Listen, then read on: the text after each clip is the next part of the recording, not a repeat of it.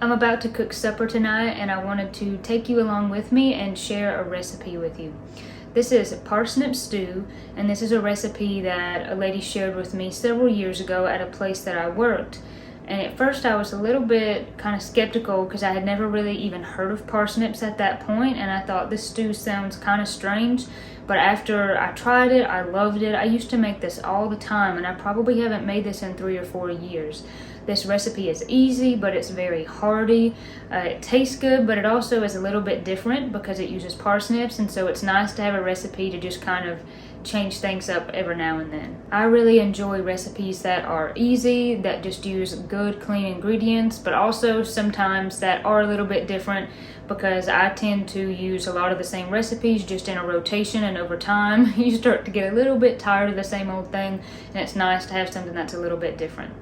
For this recipe, we need a bag of parsnips and some carrots. If you don't know what parsnips are, they are in the carrot family, and it kind of tastes like a spicy carrot. I think that they're really good. So I usually use the same amount of carrots as my bag of parsnips. I just try to eyeball it. I usually just try to get them close together. So I will peel and cut the parsnips into 1-inch pieces and then put them in separate bowls because we're going to cook them separately. We also need 1/4 teaspoon of curry powder, 1/4 teaspoon of paprika, and 1/4 teaspoon of ground coriander. Next, we need 2 cups of beef broth. I just went ahead and put the 2 cups in this bowl just to know that that is my 2 cups measured, and then I keep the broth on hand in case I need to add any more.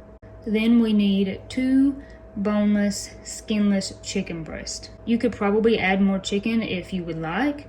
You could easily double this recipe. I have done that in the past. This recipe also calls for chickpeas. I have used those in the past, but I'm not going to be using those tonight. We're going to cook the chicken separately in a pan, and then we're going to add it back to the stew. So the first thing I usually do is just get my pan up to heat so I can get the chicken going. I'm just going to fry this chicken in butter. You could use olive oil, but considering we're going to put this chicken back into the stew, I'm just going to use butter, because I think it will give it a richer flavor, and then you won't be able to taste the olive oil as much. There we go. I was just using the last of this butter. We like to use Kerrygold butter. It's grass-fed, has a really good taste, but of course you can use whatever kind of butter you would like, or olive oil.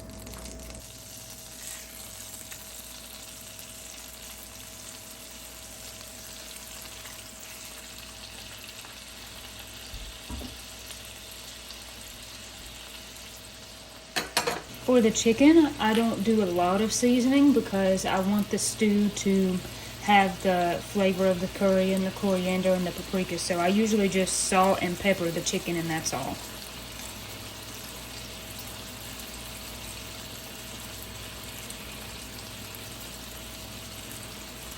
While the chicken is going, I'm going to go ahead and start the vegetables, and I'm going to heat about a tablespoon of coconut oil.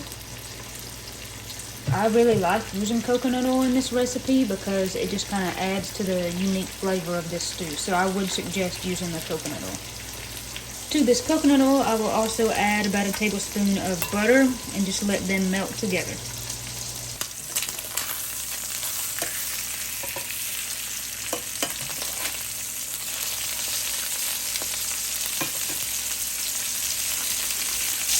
Alright, our oil is popping. I apologize, that chicken is way louder than I thought it would be, but I'm going to go ahead and add the parsnips.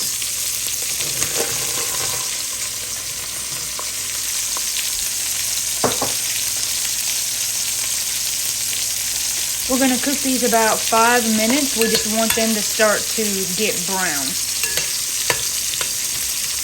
I usually try to spread them evenly, kind of on the bottom, so they get a chance to brown. The chicken is done, so I took it off the stove, but you can see how these parsnips are starting to get brown. So now we're going to add the carrots, and we're going to add just a little bit more oil. So I'm just going to add some butter. Those root vegetables really soak up the oil, so you got to keep an eye on it.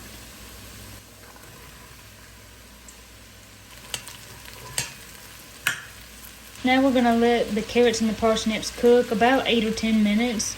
I usually just try to watch it because the parsnips are going to get softer faster than the carrots because they've been cooking longer. So I usually just wait until the carrots are about fork tender or maybe a little bit before then. These carrots are starting to get fork tender, and as you can see, the parsnips are starting to get pretty soft, so I'm going to go ahead and add the beef broth. We're going to go ahead and add our spices and stir them in.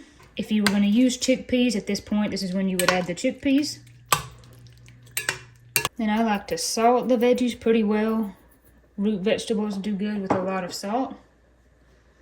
And then we're going to loosely cover this and just let it simmer for a while. I went ahead and cut the chicken up into little bite-sized pieces. You could shred this if you wanted, but I just prefer it in little bite-sized pieces. And then we're just going to stir that in and let it simmer for a few more minutes. And like I said earlier, I like to keep the broth on hand because once you add the chicken, sometimes it gets a little bit thick. So if it does, I just add just a little bit more broth. And you can just do that to your taste, however thick you want this stew or however thin you want it. So I'm going to put the lid back on and let it simmer for a few more minutes and just let it all blend together. I really love to eat this stew over rice. You could eat this with bread, with crackers, however you want to eat it. But I do love to eat it with rice, and I love to cook rice in the Instapot. I have not cooked rice on the stovetop for the last several years. It's so easy and so fast to cook it in the Instapot. I really like basmati rice. Of course, you can use whatever kind of rice you want. So this is 2 cups that I have rinsed in cold water. Now, when you use the Instapot to make rice, the ratio is different. It's 1-to-1 instead of 1-to-2. So I'm going to add 2 cups of water to this instead of 4 like you would usually do if you were doing it on the stovetop. I usually add just a little bit more than it calls for just to make sure it doesn't stick to the bottom. Of course, if you wanted, you could add chicken broth or beef broth and it will give it more flavor, but I'm just going to add water. And then this is going to high pressure for 3 minutes. That's the awesome thing about using the Instapot, is it's so fast. This has been simmering for a while now, so I'm just going to turn it off and set it off the eye.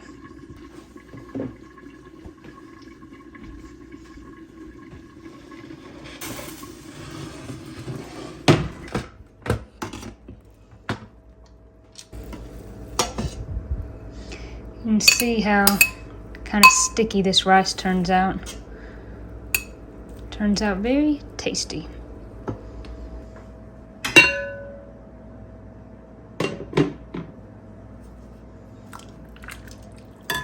This is looking really good and it's smelling even better.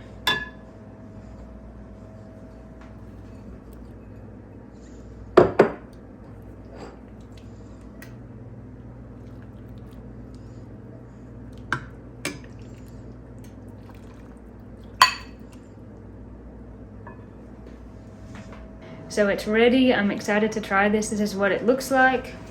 This bowl is really hot, so I need to hold it from the side. This is gonna be pretty hot, but I'm gonna try to get a bite without burning myself.